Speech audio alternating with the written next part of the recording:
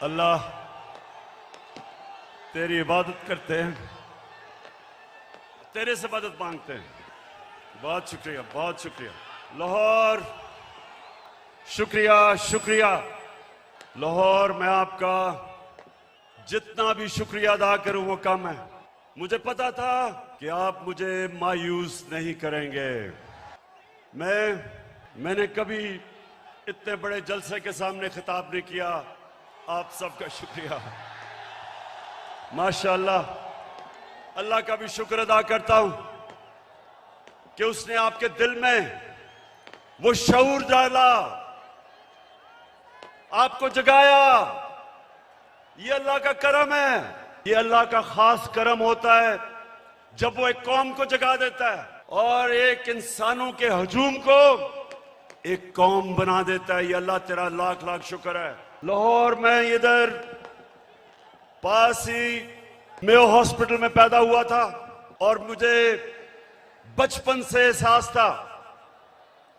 ये आपने आज गौर से बातें सुन। सामने प्लीज बैठ जाएं, बैठ जाएं, आप बैठ जाएं। वो नीचे देख सकते, नीचे बैठ जाओ, बैठ जाओ, बैठ जाओ, बैठ जाएं, सामने बैठ जाएं, वो देख नहीं सकते।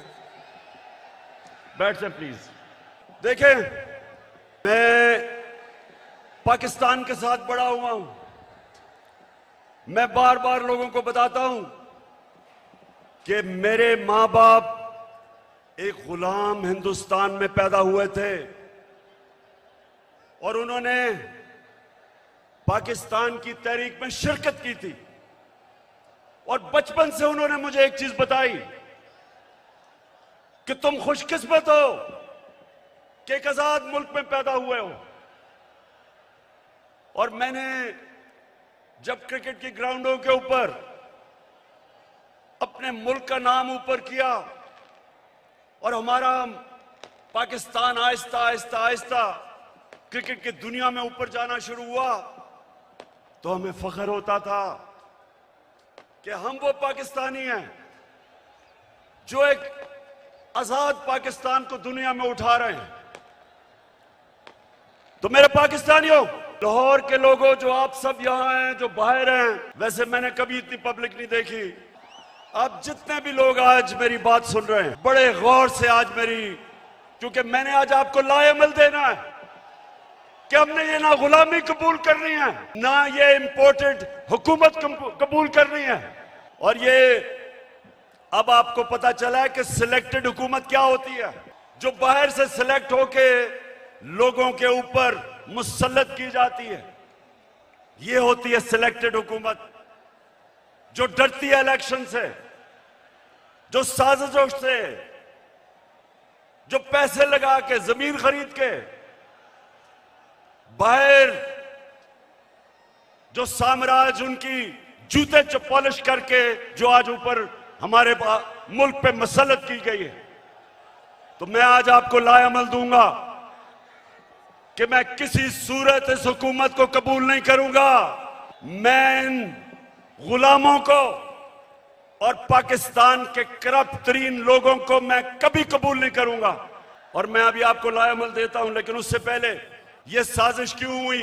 मेरे लाहौर के लोगों, जरा थोड़ा सा सब्र से सुने, ये साजिश हुई क्यों? मैं जब से वजीर आजम बना, मेरी सबसे बड़ी कोशिश ये थी कि हमारी आजाद फॉरेन पॉलिसी बने। आजाद फॉरेन पॉलिसी का मतलब ये कि हम जो भी फैसले करें अपने लोगों के मफादात के लिए करें। मैं अपने लोगों को किसी बैरूनी मुल्क की उनके मफादात के लिए कुर्बान ना करूं। मेरे फैसले मेरी कौम के लिए हों।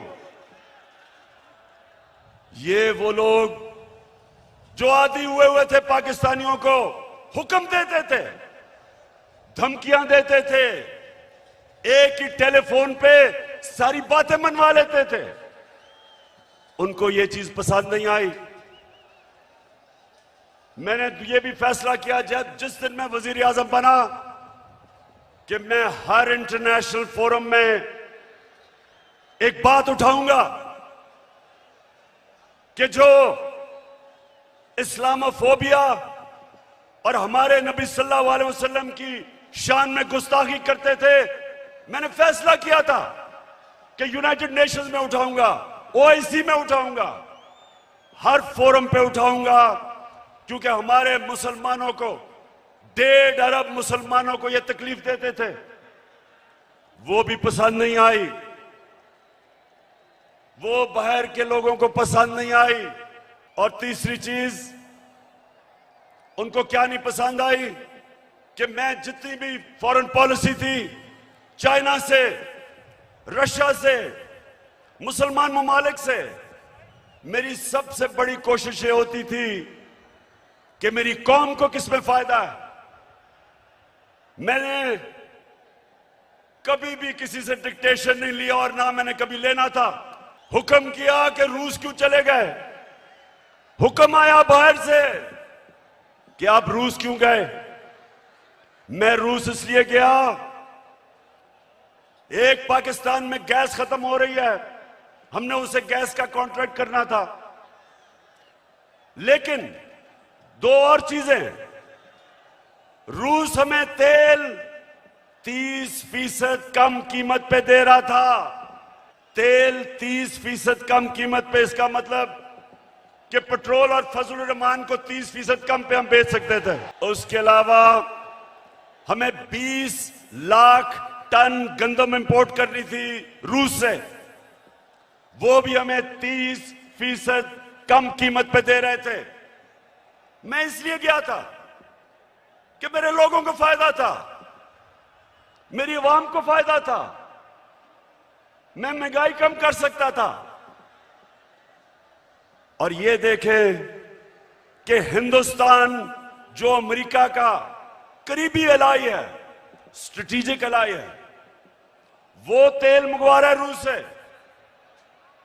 उसको अमेरिका ने कहा कि ना तेल खरीदो, उसने आगे से सीधा जवाब दिया अमेरिका को कि हम अपने लोगों के मफादात के लिए फैसले करते हैं। यानी कि हिंदुस्तान की फॉरेन पॉलिसी उनके लोगों के मफादात के लिए, और हमारी फॉरेन पॉलिसी किसी और कौम की मफादात के लिए। यह भी पसंद नहीं आई बात, चाइना से ताल्लुकात वो भी पसंद नहीं आए, तो तब बाहर से साजिश होनी शुरू हुई। लेकिन ये याद रखें कि साजिश कभी मुकम्मल नहीं हो सकती जब तक अंदर मुल्क के मीर जाफर और मीर सादिक ना बैठे हो। मीर जाफर वो गद्दार था जिसने अंग्रेजों के साथ मिलके मुसलमानों की हुकूमत, सिराजुद्दौला की हुकूमत गिराई जाती मफादात के लिए। और मीर सादिक वो था निजाम हैदराबाद के साथ मिलके, अंग्रेजों के साथ मिलके टीपू सुल्तान को इन्होंने हरवाया। यहां भी मीर सादिक और मीर जाफर बैठे हुए थे जिन्होंने बाहर की साजिश में पूरा हिस्सा लिया। अच्छा सुना जरा, हो जाएगा ठीक। तो ये साजिश बाहर से हुई, अंदर मीर जाफर और मीर सादिक बैठे थे, अंदर 3 स्टूजेस बैठे हुए थे, इन्होंने इनके साथ मिले, और भी इसके अंदर लोग मुलव्वस थे। और तारीख इन सारों को किसी को माफ नहीं करेगी जिन्होंने मिलके एक हुकूमत को कब गिराया। मेरे पाकिस्तानियों ये सुने, हमारी हुकूमत को तब गिराया जब हमारी हुकूमत की, और मैं चैलेंज करता हूं, सबसे बेहतरीन पाकिस्तान की परफॉर्मेंस तहरीक इंसाफ की हुकूमत की थी। हमारी इकोनॉमी सही तरफ जा रही थी, 5.6% पे हमारी इकोनॉमी बढ़ रही थी। ना नून लीग ने इसका कभी मुकाबला किया, ना पीपल्स पार्टी ने किया। हमारी एक्सपोर्ट्स रिकॉर्ड पे थी, कभी पाकिस्तान की तारीख में 32 अरब डॉलर की एक्सपोर्ट्स नहीं हुई, कभी पाकिस्तान में इतने बाहर से डॉलर्स नहीं आए। 31 अरब डॉलर रेमिटेंसेस बैरून मुल्क पाकिस्तानियों ने हमें भेजी, 31 अरब डॉलर। हम जब हुकूमत में आए थे 19 अरब डॉलर थी, और पाकिस्तान की तारीख में सबसे ज्यादा पैसा हमने इकट्ठा किया टैक्स में, 6000 अरब डॉलर से ऊपर। यह भी पाकिस्तान की तारीख का रिकॉर्ड था। हमने सबसे सारे बर्रे सगीर में जिस मुल्क में सबसे कम बेरोजगारी थी वो पाकिस्तान था। सबको पीछे छोड़ गए हम। और ये कब? जब कोरोना वायरस ने दुनिया में तबाही मचाई हुई थी। पाकिस्तान वो मुल्क है जिसकी दुनिया ने मिसाल दी कि उस मुल्क जिसने सबसे बेहतर कोरोना वायरस को हैंडल किया, अपने लोग भी बचाए, अपने गरीब भी बचाए, अपनी इकोनॉमी भी बचाई और अपने किसानों को। लाहौर के लोगों सुनो, हमने अपने किसानों को कैसे फायदा पहुंचाया।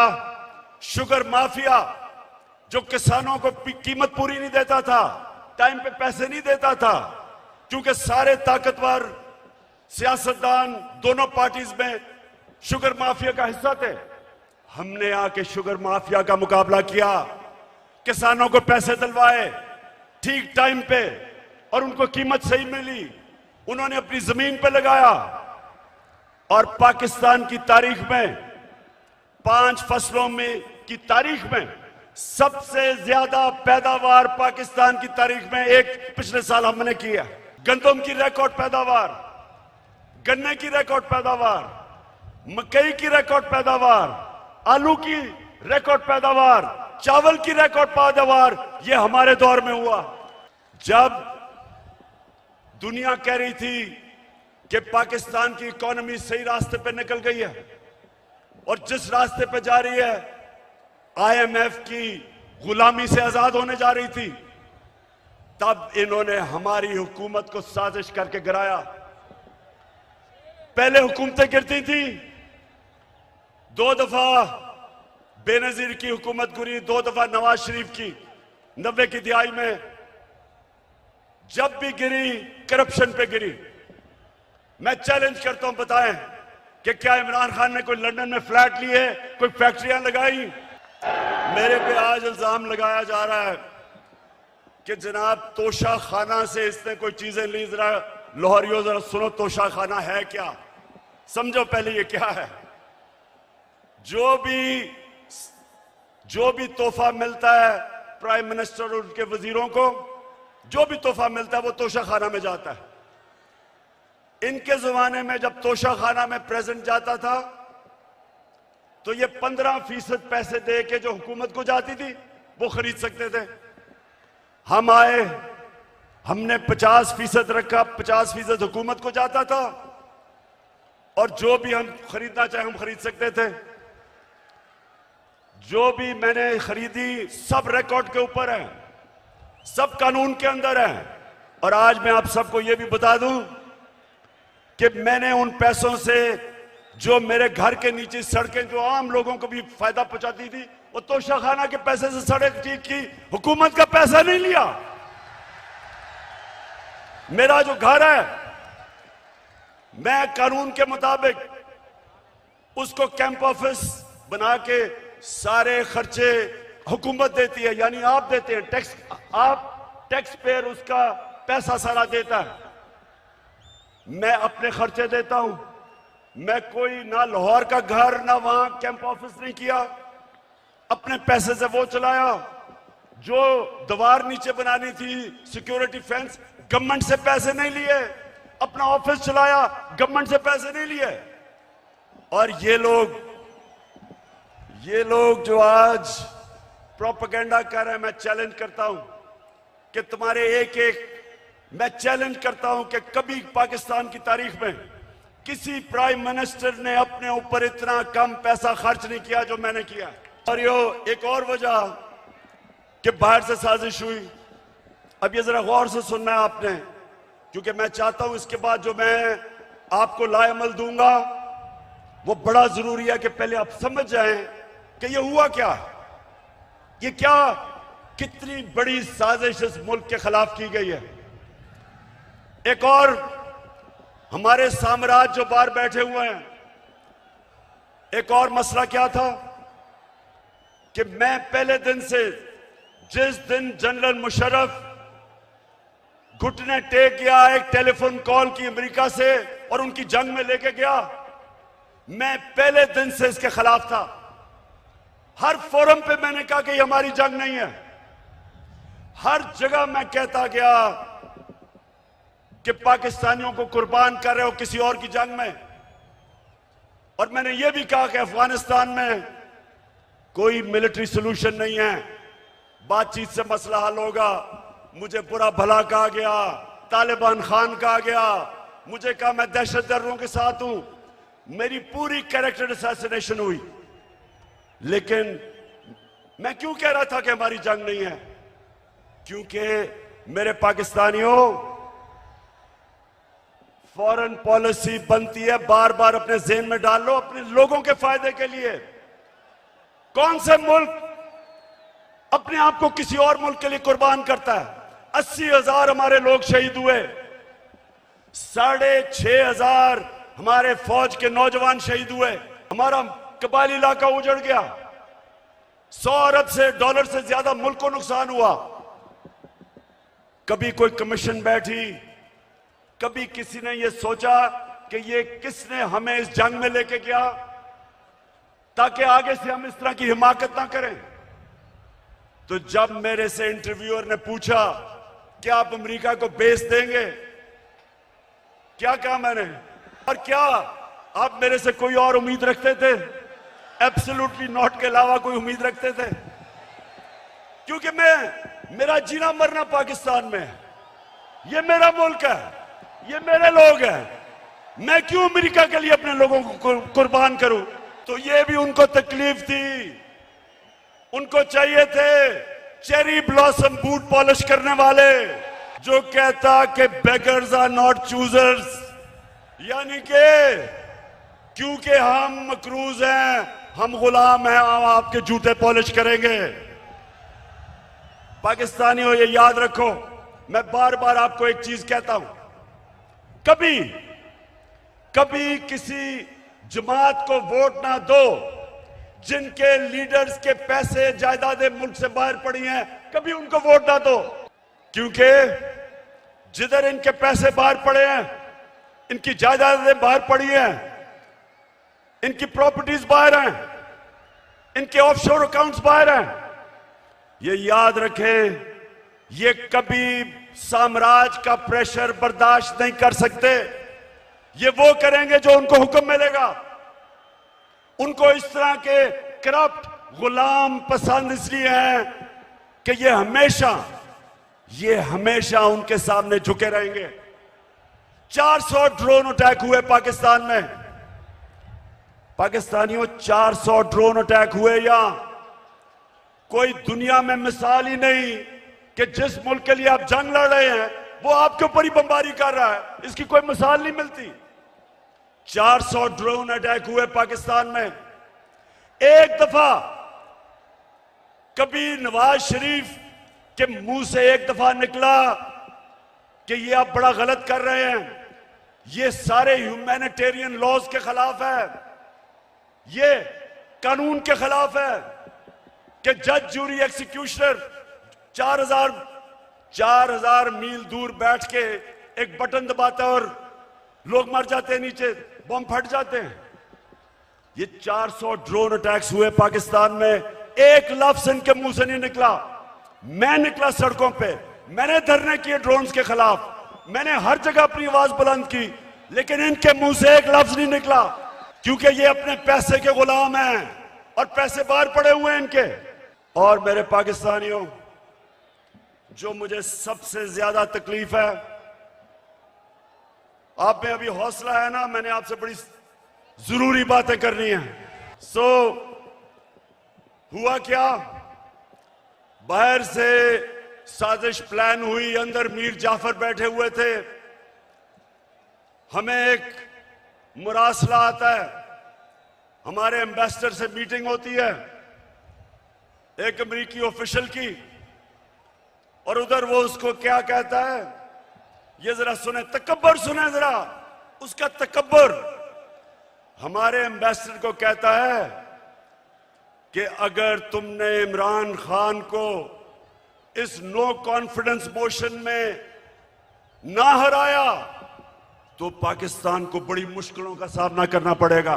खबर सुने, 22 करोड़ हमारी अवाम, दुनिया का 5वां छठा बड़ा मुल्क, और एक ऑफिशियल हमारे एम्बेसडर को कह रहा है कि अगर तुमने इमरान खान को, ये जो उसके खिलाफ नो कॉन्फिडेंस मोशन आ रहा है, अभी आया नहीं था, उसको पहले ही पता था, कहता कि अगर ये आपने इसको ये अगर कामयाब ना हुआ इसके खिलाफ तो पाकिस्तान को बड़ी मुश्किलों का सामना करना पड़ेगा।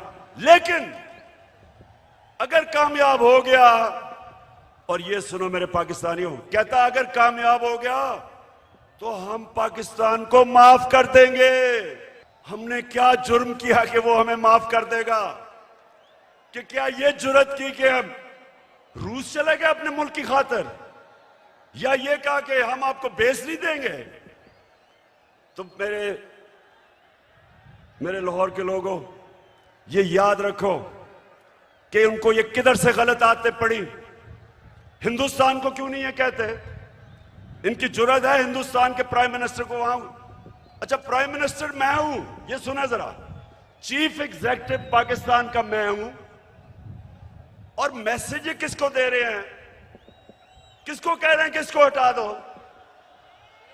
बताएं किसको कह रहे हैं? प्राइम मिनिस्टर तो मैं था। तो मेरे पाकिस्तानियों जरा गौर से सुने, ये साजिश फिर क्या होता है? एकदम अगले दिन अदम एतमाद की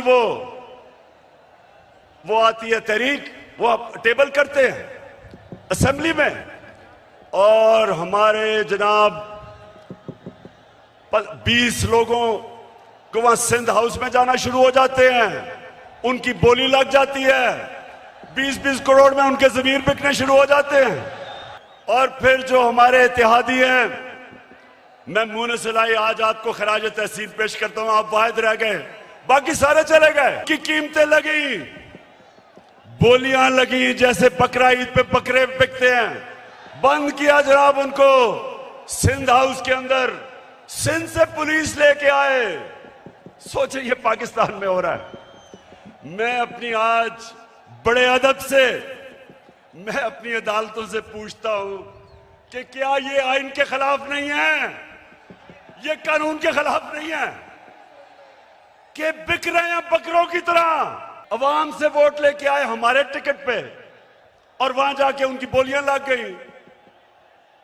यानी ये, वैसे देखो मेरे पाकिस्तानियों, एक आप सब ने वादा करना है, वोट हमें दे या ना दे, मैं आप सारे पाकिस्तानियों से बात कर रहा हूं, लेकिन खुदा के वास्ते कभी इन लोटों को सारी जिंदगी वोट नहीं देना आपने।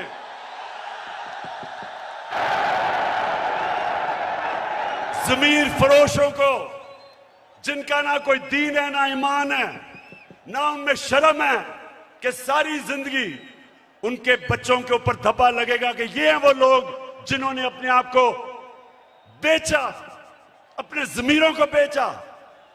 सारी जिंदगी के लिए इनके ऊपर एक मोहर लगे कि कभी ये सियासत के पास ना आए। जिन जिन हलकों में ये जाएंगे, मेरी कौम पाकिस्तानियों, अगर आपने इनको किसी भी हलके में जीतने दिया, आप इस मुल्क से गद्दारी करेंगे।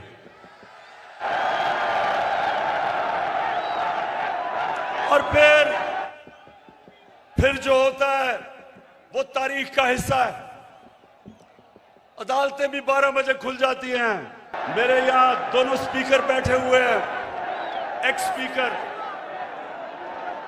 असद कैसर भी बैठा हुआ है और कासिम सूरी, दोनों हीरो हैं। हम सारा वक्त हमारे आइन में ट्राइकोटमी ऑफ पावर की बात थी, हमारे आइन में यह था कि सुप्रीमेसी ऑफ पार्लियामेंट, लेकिन ये सब हमने अपनी आंखों के सामने, हमने सब ये इसको जाते देखा, और हमने फिर ये देखा, और ये सबसे तकलीफदेह चीज है। पाकिस्तानियों जरा मेरी ये बात सुननी है, सबसे तकलीफदेह चीज क्या है? कि इस मुल्क के सबसे बड़े डाकू 30 साल से जो इस मुल्क को लूट रहे थे, जिनके ऊपर करप्शन के केसेस थे, जो जमानत पे थे, उनको इस कौम के ऊपर मुसल्लत किया गया। पाकिस्तानियों, मैं मेरे से बेहतर शायद कोई भी पाकिस्तान की सियासत में ना अमेरिकनों को जानता है, ना यूरोपियंस को जानता है जो मैं जानता हूं। कोई नहीं मेरे से बेहतर जानता। उनके अपने मुल्कों में ये कोई तस्वर भी नहीं कर सकता, कोई सोच भी नहीं सकता कि एक आदमी जमानत पे हो, उसको पार्लियामेंट तो दूर की बात है, उसको चपड़ासी भी बना दे, या उन्होंने हमारा प्राइम मिनिस्टर बना दिया। और उसके बेटे को, जो सारा लाहौर जानता है कि हर एक एक चीज के ऊपर रिश्वत लेता था, उसको चीफ मिनिस्टर का कैंडिडेट बना दिया। मैं ये सोचता हूं, आज मेरे पाकिस्तानियों सुनो जरा, मैं ये सोचता हूं क्योंकि मैं उन माशरों को बड़ी अच्छी तरह जानता हूं कि वो हमें कितनी हकारत से देखते हैं, हमें वो क्या समझते हैं कि चोरों के हमारे ऊपर मुसल्लत कर दिया। खुद सोचो, 20 साल ये जो आज बैठे हुए हैं, ये एक दूसरे को चोर कहते रहे हैं। क्या ये चेरी ब्लॉसम ने नहीं कहा था कि मैं आसिफ जरदारी का पेट फाड़ के पैसा निकालूंगा? ये क्या लोगों को बेवकूफ समझते हैं? क्या नवाज शरीफ ने 2 दफा आसिफ जरदारी को जेल में करप्शन पे नहीं डाला था? और क्या आसिफ जरदारी ने हुदैबा पेपर मिल का अरबों रुपए का केस नवाज शरीफ और शहबाज शरीफ पर नहीं किया था? और क्या ये दोनों मिलके फजल रहमान को डीजल नहीं कहते थे? इससे ज्यादा आप एक मुल्क के ऊपर क्या जुल्म कर सकते हैं कि ये 3 स्टूजेस को, ये मुल्क के माना और डाकुओं को मुल्क के ऊपर मुसल्लत करें। मैं आपको आज ये बता रहा हूं, जब तक मैं जिंदा हूं मैं इनका मुकाबला करूंगा, मैं कभी इनको तस्लीम नहीं करूंगा। पाकिस्तानियों, अब ये जरा मेरी बात सुना। ये इतना बड़ा इस मुल्क पे जुल्म किया इन्होंने कि आपको अंदाजा नहीं कि ये जो हमारे माशरे को करेगा, एटम बॉम्ब भी नहीं कर सकता। मेरे नबी सल्लल्लाहु अलैहि वसल्लम ने तकरीबन 1500 साल पहले कहा था, ये सुने मेरी बात खामोशी से, ये बहुत जरूरी आपके लिए समझना है कि क्यों पाकिस्तान एक अजीम कौम नहीं बन सका।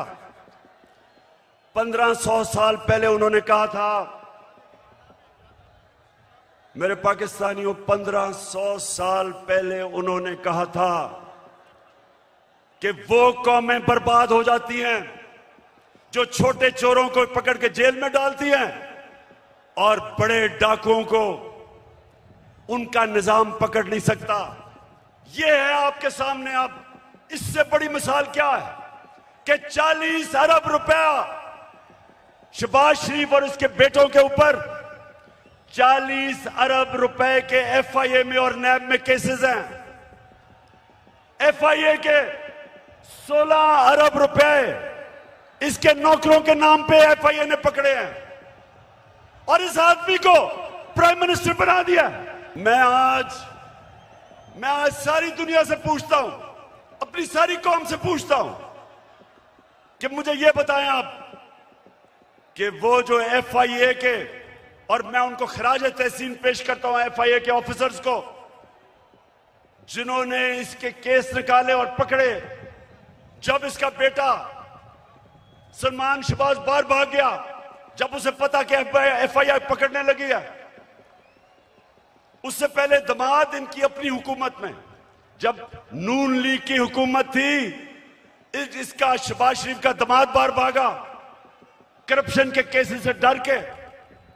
नवाज शरीफ के दोनों बेटे बाहर भागे क्योंकि वो बता नहीं सकते थे कि अरबों रुपए की प्रॉपर्टीज इनके पास लंदन में किधर से आई।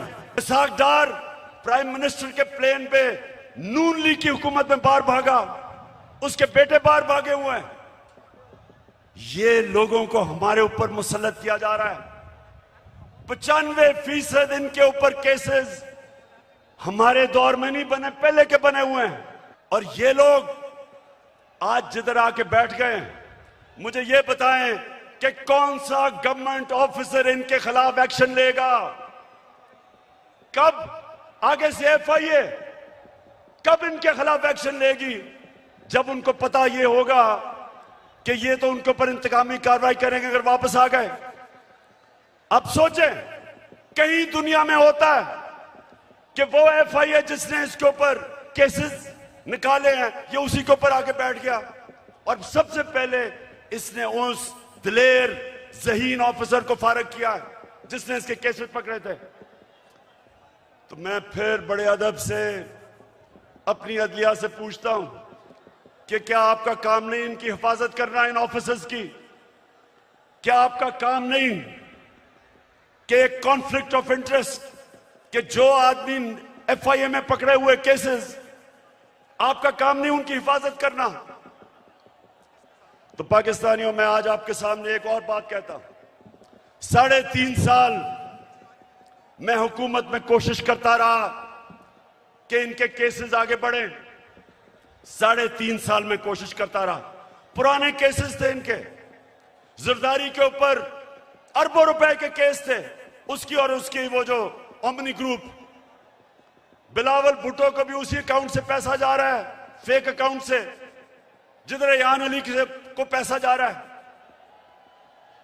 साफ ओपन एंड शट केस, वो जो सिंध का चीफ मिनिस्टर है उसके ऊपर पूरा केस ओपन एंड शट, लेकिन कुछ होता ही नहीं था। मेरे नीचे ना नैब भी मेरे नीचे नहीं, अदलिया आजाद। क्या कर सकते थे? 100 एफआईए के केसेस जो इसके ऊपर हुए और वो भी डर डर के बेचारों ने किया, तो मेरे हाथ में क्या था? और जिनके हाथ में पावर थी, मैं आज आपको यह कहना चाहता हूं कि वो करप्शन को बुरा ही नहीं समझते थे। उनके लिए करप्शन बड़ी चीज ही नहीं थी। उनके ख्याल में कि ये जो करप्शन है ये तो होती है, और उन्होंने, क्योंकि वो करप्शन को बुरा नहीं समझते थे, ये सबसे बड़ा इस मुल्क के ऊपर अलमिया है कि आज जिन लोगों को जेल में होना चाहिए था वो आज या वजीर बन गए और या प्राइम मिनिस्टर बन गए हैं और या वजीर आला बनने की कोशिश कर रहा है। तो पाकिस्तानियों, ये कौम ये बर्दाश्त नहीं कर सकती, कोई कौम ये बर्दाश्त नहीं कर सकती। इसलिए मैं अभी आपको लाएमल दूंगा कि हमने करना क्या है, लेकिन मैं ये आपको वाज़ेह कर दूं, मैं जब तक जिंदा हूं मैं इस नाइंसाफी और जुल्म का मुकाबला करता रहूंगा। पाकिस्तानियों, लाहौर के मेरे बाशऊर शहरियों, पहले बताएं आप तैयार होंगे जो मैं आपको बाद में बताने लगा हूं मेरे साथ? इंशाअल्लाह। अच्छा, अब मैं आपको जिस चीज की मुझे और बहुत तकलीफ है कि वो केसेस जो भी ताकतवर है यहां, उनको हमारा इंसाफ का निजाम कानून के नीचे ला ही नहीं सकता। अब ये सोचें कि जब हमारे नबी सल्लल्लाहु अलैहि वसल्लम ने कहा था कि कौम तबाह हो जाती है जब ताकतवर को नहीं पकड़ती, डाकू को और सिर्फ छोटे चोरों को पकड़ती है, उनकी सोचें, उनकी हिकमत, यानी उनमें अल्लाह ने उनको सबसे दुनिया का अजीम आदमी किसी वजह से बनाया था और हमें हुक्म किया था कि उनकी सुन्नत पे चलो। देखिए, छोटा चोर भैंस चोरी कर लेगा, मोटरसाइकिल चोरी कर लेगा, ज्यादा से ज्यादा गाड़ी चोरी कर लेगा, कितना पैसा बना लेगा। लेकिन जब बड़ा डाकू चोरी करता है, अरबों रुपए की चोरी करता है, अब वो बिस्तर के नीचे नहीं वो पैसा रख सकता, वो बैंक में नहीं डाल सकता क्योंकि पकड़ा जाएगा। लिहाजा वो पैसा मुल्क से बाहर भेजता है, दुगना नुकसान करता है, चोरी भी बड़ी करता है। और जब वो पैसा मुल्क से बाहर भेजता है, जिसको मनी लॉन्ड्रिंग कहते हैं, तो वो डॉलर खरीद के भेजता है। जब वो डॉलर खरीदता है, डॉलर के ऊपर प्रेशर पड़ता है, रुपए की कीमत गिरती है। जब रुपया गिरता है, महंगाई आती है, गुर्बत बढ़ती है। आज ये हाल है कि यूनाइटेड नेशंस के सेक्रेटरी जनरल ने एक कमेटी बनाई है जिसको कहते हैं फैक्ट टाइप पैनल। उस पैनल को उसने कहा इन्वेस्टिगेट करो कि क्या वजह है कि गरीब मुल्क गरीब हो रहे हैं और अमीर मुल्क अमीर हो रहे हैं। आपको पता है उस पैनल ने क्या उसने जब इन्वेस्टिगेट किया तो क्या चीज सामने आई कि हर साल पाकिस्तानियों इधर और से सुनो, हम IMF से हम सिर्फ 6 अरब रुपए के कर्जा जब लेते हैं तो हमें उनकी हर बात माननी पड़ती है। हमें मुल्क के ऊपर एक जंजीर डाल जाती है गले में 6 अरब डॉलर पे। तो हर साल गरीब मुल्कों से जो पैसा जाता है अमीर मुल्कों में ऑफशोर अकाउंट्स में लंदन फ्लैट्स में, वो 1700 अरब डॉलर है। 1700 अरब डॉलर हर साल गरीब मुल्कों से चोरी होकर अमीर मुल्कों में जाता है। हमारे मुल्क से अंदाजा लगाया जाता है 15 अरब डॉलर हर साल बाहर जाता है चोरी करके। और वो कौन करता है? वो भैंस चोर या मोटरसाइकिल चोर नहीं करता, वो ये बड़े बड़े डाकू जो आज ऊपर मुसल्लत कर दिए हैं, ये चोरी करके पैसा बाहर भेजते हैं। और इसलिए मेरे पाकिस्तानियों, इनका मुकाबला करना है हमने।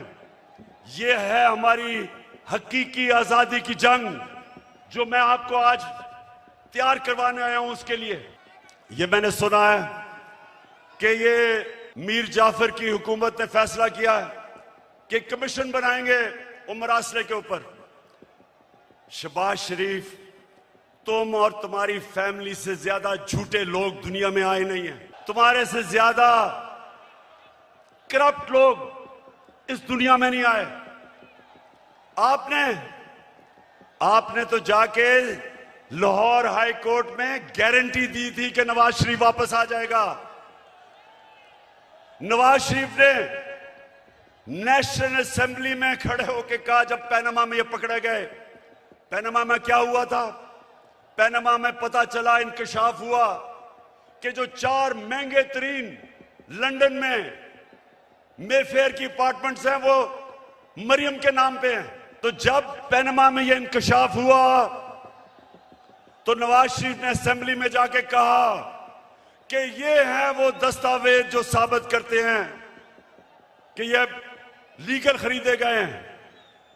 वो सारे दस्तावेज जाली निकले। फिर सुप्रीम कोर्ट में कहा, कहता कतरी खत आ गया। वो कतरी खत कहता है कि हमने कैसे अपार्टमेंट लिए, वो भी जाली निकला। फिर मरियम ने सुप्रीम कोर्ट में कहा, एक ट्रस्ट डीड उसने दिखाई। अब ट्रस्ट डीड क्या कहती है? उन्होंने कहा जी ये मेरे भाइयों के मेरे बीच में ये ट्रस्ट डीड थी। पता चला कि वो जिस कैलिब्री फॉन्ट से लिखी गई थी वो उस 2006 में आई नहीं थी। नकल में भी अकल चाहिए। और फिर इनके लाहौर में जो इन्होंने लूट मार की LDA में, हर थोड़ी देर के बाद आग लगती है और उनके रिकॉर्ड जल जाते हैं। तो तुम्हारा ख्याल है शहबाज शरीफ कि हम तुम्हारी कोई कमीशन मानेंगे? हम सिर्फ एक कमीशन मानेंगे, सुप्रीम कोर्ट के अंदर ओपन हेयरिंग हो। जिस तरह धांधली के ऊपर कमीशन बनी थी, ओपन हेयरिंग हो, मीडिया के सामने हो, ताकि सबको पता हो कि कितनी बड़ी साजिश हुई है पाकिस्तान से। और ये जो भी चीफ इलेक्शन कमिश्नर है, ये जो चीफ इलेक्शन कमिश्नर है, इसको तो नून लीग के अंदर कोई ऑफिस का ओहदा दे दो। इसका जितना इसने तहरीक इंसाफ के खिलाफ काम किया आके, मैं तो कहता हूं कि नून लीग के लोग भी शर्म आती है उनको काम करते हुए कि सारे फैसले हमारे खिलाफ। फॉरेन फंडिंग केस क्या है? हमें बैरून मुल्क पाकिस्तानियों ने पैसे भेजे, वो पाकिस्तानी जो कि 31 अरब डॉलर इस मुल्क को भेजते हैं जिस पे पाकिस्तान चलता है, वो फॉरेन फंडिंग नहीं है। और हमने इनको बार बार कहा है कि जब भी आप इन्वेस्टिगेट करें तो नून लीग की भी साथ इन्वेस्टिगेशन करें, पीपल्स पार्टी की भी करें। और लाहौर के लोगों, मैं आपके सामने दावा करता हूं कि जब भी हमारी सामने इन्वेस्टिगेशन होगी, दूध का दूध पानी का पानी हो जाएगा। एक पार्टी होगी पाकिस्तान की तारीख में जो पॉलिटिकल फंड रेजिंग करती है, लोगों से पैसे इकट्ठे करती है। इनके पैसे वो बिजनेसमैन देते हैं जिनके साथ मिलकर ये पैसे बनाते हैं, उनको कॉन्ट्रैक्ट्स दिलवाते हैं, फिर उनसे पैसे लेते हैं। एक एक का नाम भी मुझे पता है, उनसे पैसे लेते हैं। इनके पास कोई फंड रेजिंग का तरीका नहीं है। तो मैं चैलेंज करता हूं कि अगर हिम्मत है तो हम तीनों के इकट्ठे केस सुनो, ताकि सारी कौम को पता हो, सारी कौम के सामने आए कि किससे सही माने में पैसे इकट्ठे करें और कौन दो नंबरी से पैसे इकट्ठे करता है। वैसे मैं सोचता हूं ये नून लीग की और पीपल्स पार्टी के लोगों को मैं सोचता हूं, और वो डीजल वाले के लोगों को भी, कि मुझे ये बताएं कि कोई आपको शर्म नहीं आती कि वहां जरदारी फैमिली के अलावा कोई नहीं आता ऊपर, यहां शरीफ फैमिली के अलावा कोई नहीं आता, उधर फजल रहमान के बेटों के अलावा कोई नहीं आता। कोई आपको शर्म नहीं आती कि किसी में सलाहियत नहीं ऊपर आने की? हमारी पार्टी में क्यों नहीं है? बताएं मेरा कौन सा रिश्तेदार है? बताएं कौन है रिश्तेदार, कौन सा दोस्त है मेरा पावर में? क्योंकि मेरिट के ऊपर चल रहे हैं हम। ये खानदानी पार्टीज, मैं इनके ऊपर हैरत मुझे होती है कि क्यों नहीं इनको अजीब लगता कि वो एक बच्चे को बाहर से उर्दू उसको पूरी आती नहीं, उसके सामने बड़े बड़े झुके हुए होते हैं। वो जब नवाज शरीफ प्रेसिडेंट ओबामा को मिला पर्चियां पकड़ के, तो जिसकी काम पे टांग रही थी, 14 साल हो गए उर्दू नहीं आ रही सही तरह, करती करते में फर्क ही नहीं पता चलता उसको। तो दूसरी तरफ वो मरियम तैयार है, जिसने जिंदगी में 1 घंटे का काम नहीं किया, वो तैयार बैठी है। उसका बेटा तैयार बैठा है, उनके रिश्तेदार तैयार बैठे हैं सबके। तो कोई इनके लोगों को कोई एहसास नहीं कि ये हैं कौन, इनकी सलाहियत क्या है सिवाय चोरी करने के, कि इनके अलावा कोई ऊपर ही नहीं आ सकता। मैं आपसे आखिर में अब जो मैं बात करने आया था, आप सबको यहां इकट्ठा किया, उस पर मैं आने लगा हूं। तो मैं सबसे पहले पाकिस्तानियों, अब आपने थोड़ी सी जरा तहम्मुल से मेरी बात सुननी है, क्योंकि इसके लिए मैंने आज आपको बुलाया है। देखिए पाकिस्तानियों,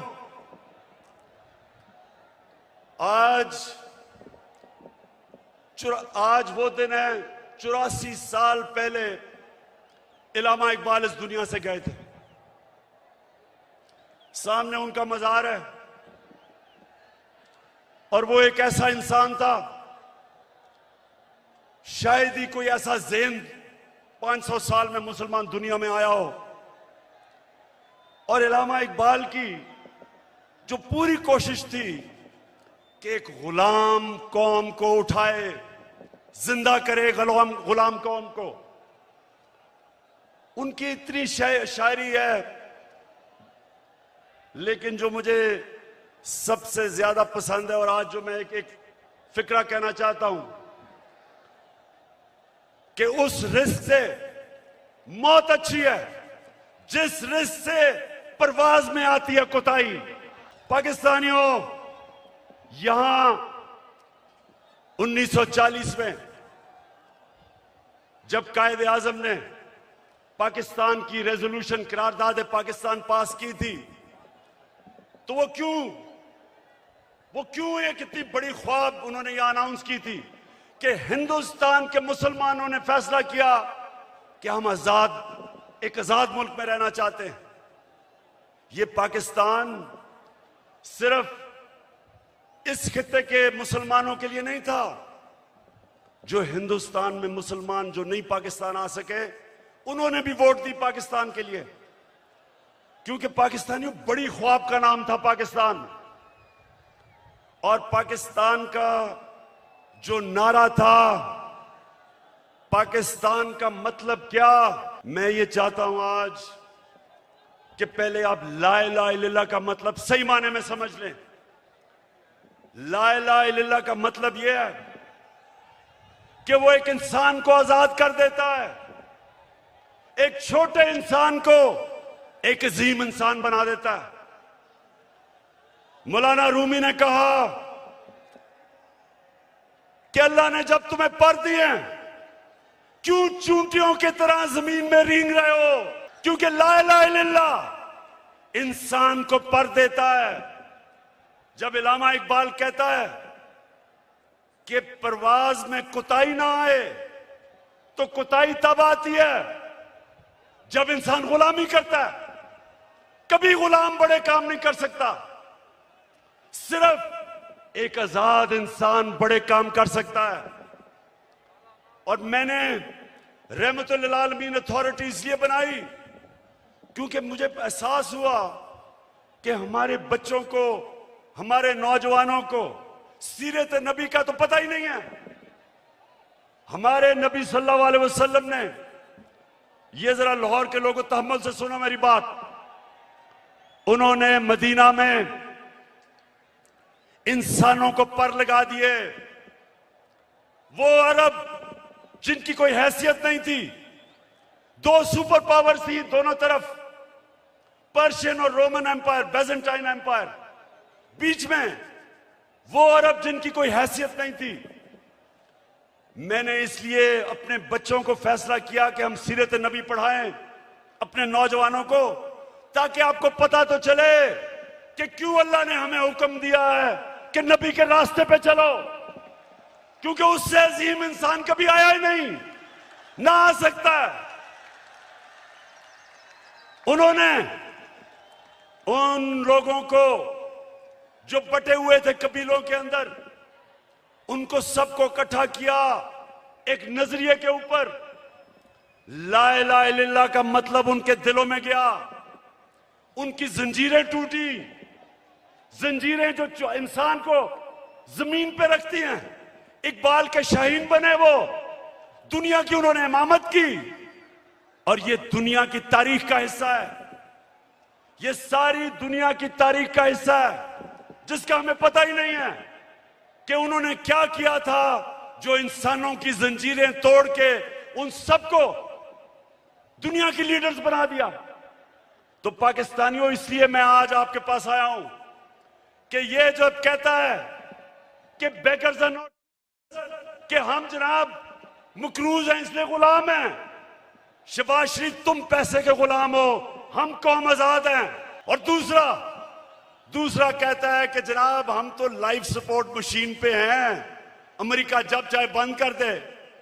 शर्म करो, शर्म करो कि 22 करोड़ लोगों को तुमने गुलाम बना के रख दिया, क्योंकि तुम खुद गुलाम हो, तुम्हारे पैसे बाहर पड़े हैं, अपने पैसों की पूजा करने वाले तुमने। हम जो एक बड़ी अजीम ख्वाब पाकिस्तान जो बनना था, आपने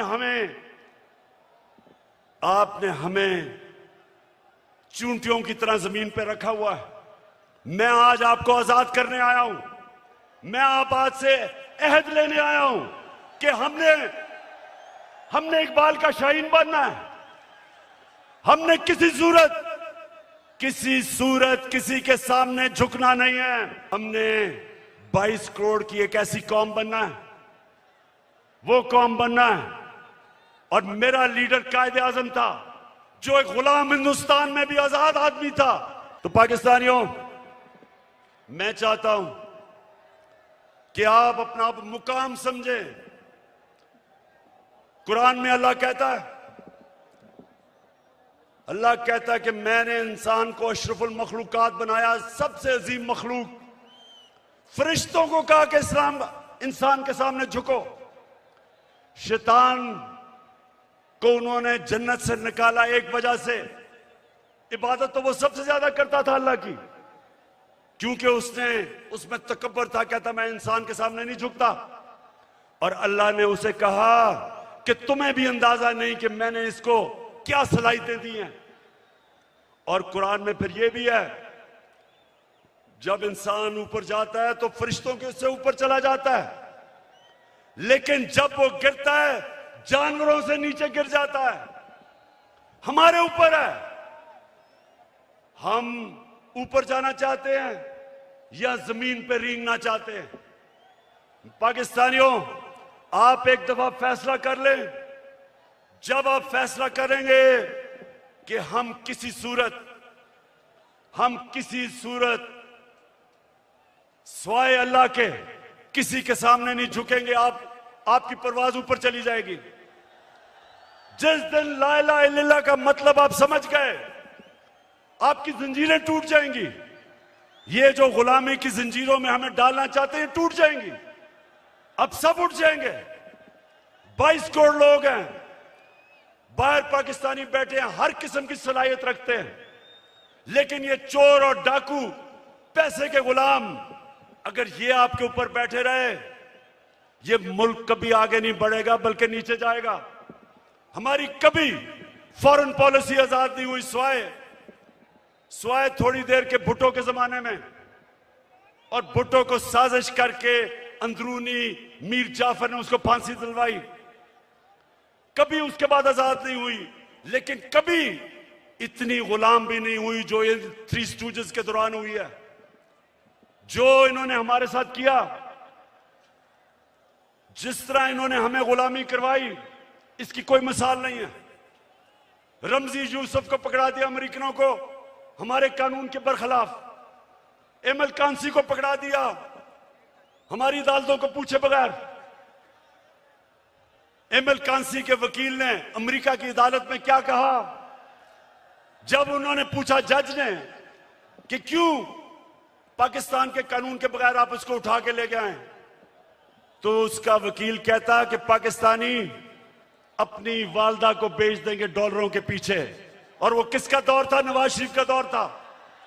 हम नहीं बेचेंगे, ये नवाज शरीफ बेच देगा, पैसे का पुजारी है। फिर जनरल मुशर्रफ का दौर आया। 9/11 के बाद इसने पकड़ पकड़ के पाकिस्तानियों को ग्वांटानामो बे में दे दिए। मुल्ला ज़ईफ तालिबान का एम्बेसडर था। जिनीवा कन्वेंशन के मुताबिक उसको प्रोटेक्शन थी। उन्होंने उसके बावजूद पकड़ा दिया, उनको ग्वांटानामो बे में भेज दिया। हमारे मुल्क से लोगों को उठा उठा के ले गए। हम जंग उनकी लड़ रहे हैं और दुश्मन हम ही बने हुए हैं। 400 ड्रोन अटैक्स करवा दिए, कबायली इलाके को उजाड़ दिया। जो कबायली इलाके के लोगों को मुश्किलों का सामना करना पड़ा, आप सोच भी नहीं सकते। 35 लाख लोगों ने नकल मकानी की वहां से, 40 लाख लोगों ने स्वात से नकल मुकानी की। या मेरे 2 एक्स मिनिस्टर्स बैठे हुए हैं। मुराद सईद, इसकी वालदा को उसी जंग में स्वात में जब बम फटा तो उसकी वालदा के सर पे लगा। अभी तक वो कोमा में है, सालों से वो कोमा में पड़ी हुई है। यहां सरताज गुल है, उसका भाई यहां खुदकुश हमले में लाहौर में वो बेचारा शहीद हुआ। मेरे माँ और वालिद की दोनों तरफ से एक जनरल बिलाल शहीद हुए वालदा की तरफ से, और न्याजी हमारे मियाँ वाली से शहीद हुए। 80,000 हमारे लोग मारे गए। क्यों? पाकिस्तान की जंग से क्या ताल्लुक था? क्योंकि गुलाम बैठे हुए थे। हमें कुर्बान किया गया किसी की खातिर और हमें दुनिया में जिल्लत मिली। उसामा बिन लादेन को पाकिस्तान में आके इन्होंने खत्म किया। कोई 3 दिन कोई बोला नहीं। प्रेसिडेंट ओबामा अपनी किताब में लिखता है कि मुझे बड़ा खौफ था कि मैं सदर जरदारी को जब टेलीफोन करूंगा वो बड़ी मुजम्मत करेगा कि तुमने हमारे मुल्क में आके ये किया क्या। कहता जब 3 दिन के बाद मैंने जरदारी को टेलीफोन किया तो कहता मुझे मुबारक देनी शुरू कर दी उसने। किसी के मुल्क में आके जो आपकी जंग लड़ रहा है, उसी मुल्क में आके आप किसी को मार दें और आपको बताएं भी ना, और वो सारी लीडरशिप हमारी पैरों में पड़ी हुई थी। पाकिस्तानियों याद रखें, कभी आपकी कभी दुनिया इज्जत नहीं करेगी जब तक आप अपनी खुद इज्जत नहीं करेंगे। तो मैं आज आपके पास जो पैगाम लेके आया हूं वो ये कि हमने फैसला किया है कि पाकिस्तान की हकीकी आजादी की तहरीक चलाना। हमारे ये मुखालिफ समझते हैं कि जी मीनार पाकिस्तान के बाद क्या होगा। कान खोल के सुन लो, कान खोल के सुन लो कि असल पार्टी तो अब शुरू हुई है। हमने सारे पाकिस्तान, ये मैं तहरीक इंसाफ को कॉल नहीं दे रहा, मैं अपने सारे पाकिस्तानियों को कॉल दे रहा हूं, बल्कि मैं नून लीग और पीपल्स पार्टी के लोगों को जो इस मुल्क में आजादी चाहते हैं, जिनको पता नहीं कि कितनी बड़ी साजिश हुई है, मैं उनको भी आज पैगाम दे रहा हूं कि आपने सबने तैयारी करनी है। गली गली, मोहल्ले मोहल्ले, शहरों में, गांव में आपने सबने तैयारी करनी है, आज से शुरू करनी है। आपने मेरी कॉल की इंतजार करनी है जब मैं आप सबको इस्लामाबाद बुलाऊंगा। मैं आज ये वाजे कर दूं कि मैं किसी किस्म का तसादुम नहीं चाहता। ये मेरा मुल्क है, मेरे कोई इस मुल्क के बाहर जाने की जगह नहीं। ये तो जब भी थोड़ी मुश्किल आती है बाहर भाग जाते हैं। ऐसे लगता है कि ये बर्तानिया की क्वीन को इनके रिश्तेदार है, सारे वहीं भाग जाते हैं। वो इसहाक डार, वो यहीं इधर ही पुराने शहर में उसका बाप की साइकिलों की दुकान थी, बड़ा मेहनतकश आदमी था, लेकिन आजकल उनको जरा देखें, लगता है वो कोई बर्तानिया का लॉर्ड था। तो ये वो लोग हैं, ये वो लोग हैं जब मुश्किल पड़ती है बाहर भाग जाते हैं। हमारा मेरा जीना मरना पाकिस्तान है। किसी किस्म का मैं तसादुम नहीं चाहता अपने मुल्क में। हमारी फौज है, हमारी पुलिस है, और फौज का भी मैं ये कह दूं कि अगर हमारे पास एक ताकतवर फौज ना होती तो आज पाकिस्तान के 3 टुकड़े हुए होते। हमारे जो दुश्मन हैं वो सिर्फ इसलिए कामयाब नहीं हुए कि माशाअल्लाह हमारी कौम अपनी फौज के साथ खड़ी है। हमारी फौज ने एक गलत फैसला मुशर्रफ ने किया, गलत फैसला उसने किया, लेकिन हमारी फौज ने जिस तरह की कुर्बानियां दी, वो कुर्बानियां ना देते तो आज पाकिस्तान का भी वो जो शाम और इराक का हाल है वो होता। तो हम आज दाद देते हैं अपनी फौज को, अपनी पुलिस को। हम चाहते हैं कि हमारी पुलिस भी एक मजबूत पुलिस फोर्स बने। हम कोई किसी किस्म की इस मुल्क को नुकसान नहीं पहुंचाना चाहते, लेकिन हम किसी सूरत इस इंपोर्टेड हुकूमत को तस्लीम नहीं करेंगे। जो भी हो, ये जब समझते हैं कि ये तहरीक खत्म हो जाएगी, तहरीक अभी जोर पकड़ेगी। मैंने अपनी सारी पार्टी के बड़े बड़े सीनियर्स को कहा है कि इन्होंने निकल जाना है सारे पाकिस्तान में। आपने जाके लोगों को तैयार करना है, अपनी हकीकी आजादी की तहरीक में सबको शामिल करना है। आपने अपने इलाकों से निकल के, और सीनियर लीडरशिप ने पाकिस्तान के उन इलाकों में जाना है ताकि लोग तैयार हों, मेरी कॉल की इंतजार करें। और मैं सिर्फ एक चीज चाहता हूं, कोई और चीज नहीं चाहता। मैं चाहता हूं कि जल्दी से जल्दी इलेक्शन अनाउंस किए जाएं। हम एक जमहूरी पार्टी हैं, हम जमहूरियत चाहते हैं, लेकिन हम कभी भी इस सिलेक्टेड इंपोर्टेड हुकूमत को कभी तस्लीम नहीं करेंगे। एक ही तरीका है, जिनसे भी गलती हो गई, एक ही तरीका है गलती ठीक करने का, फौरी इलेक्शन करवाओ। 27वीं तारीख को मैं चाहता हूं मेरे पाकिस्तानियों, 27वीं तारीख को शबे दुआ की रात हम बनाएं, अल्लाह से दुआ करें कि हमारी हकीकी आजादी की तहरीक को कामयाब करे अल्लाह। और मैं सबसे अब आखिर में ये अहद लेना चाहता हूं, आपने आज हाथ खड़ा करके मेरे साथ एक अहद करना है कि आपने मेरे बाद रिपीट करना है।